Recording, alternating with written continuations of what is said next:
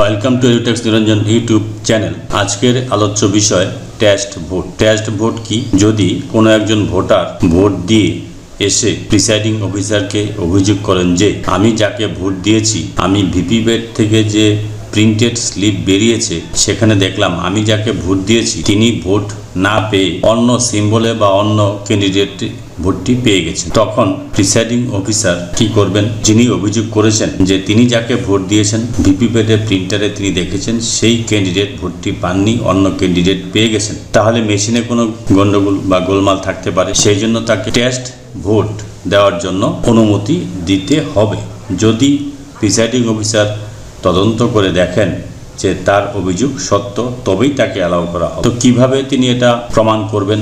আগে ভোটারকে বলবেন, দেখুন আপনি একটু ওয়েট করুন, আমি আরও 2-4 জনকে ভোট দেওয়াচ্ছি, তারা দিয়ে যদি দেখেন তাদেরকেও বলবেন যে তারা যাকে ভোট দিচ্ছেন ভিভিপ্যাটের প্রিন্টারে দেখতে যে সেই ক্যান্ডিডেট ভোট পাচ্ছেন কিনা। যদি ওই যিনি অভিযোগ করেছেন তার পরবর্তীতে যারা ভোট দিয়েছেন তারা যদি দেখেন যে ঠিকই আছে, তারা যদি এসে বলেন না আমরা যাকে ভোট দিয়েছি ভিভিপ্যাটের প্রিন্টারে আমরা সেই ক্যান্ডিডেটকেই দেখেছি ভোট পেতে, তাহলে প্রিসাইডিং অফিসার তাকে আইনের বিষয়টা জানাবেন। দেখুন আপনি যে অভিযোগ করছেন, আপনার অভিযোগ যদি মিথ্যা হয় তাহলে আপনার কিন্তু ইন্ডিয়ান পেনাল কোডের 177 নম্বর সেকশন যে রয়েছে 1951 সালের, সেই সেকশন অনুসারে আপনার 6 মাসের জেল হতে পারে অথবা 1000 টাকা জরিমানা হতে পারে অথবা উভয়ই হতে পারে।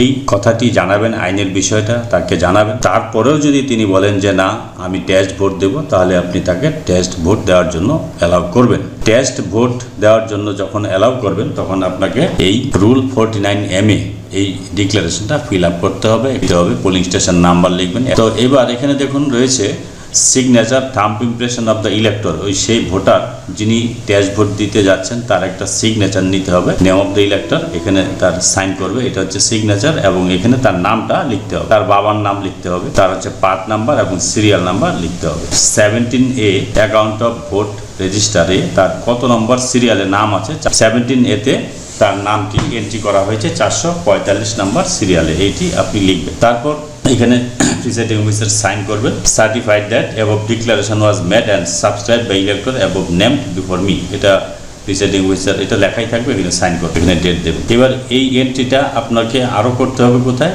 17C-তে কিন্তু এই টেস্ট ভোটের হিসাবটা দেখাতে হবে। তো 17C কোথায় আছে একটু দেখি। এখানে এই যে 17C-র 5 নাম্বার যে পয়েন্টটা রয়েছে, 17C এটা 17C-র 5 নাম্বার পয়েন্টে রয়েছে test vote recorded under rule 49MA। 49MA হচ্ছে test vote required to B deducted. Test vote কটা দেওয়া হয়েছে? ভোট পড়েছে ধরলাম আমি একটা টেস্ট ভোট নিয়েছি, তাহলে টোটাল এখানে কতটি টেস্ট ভোট?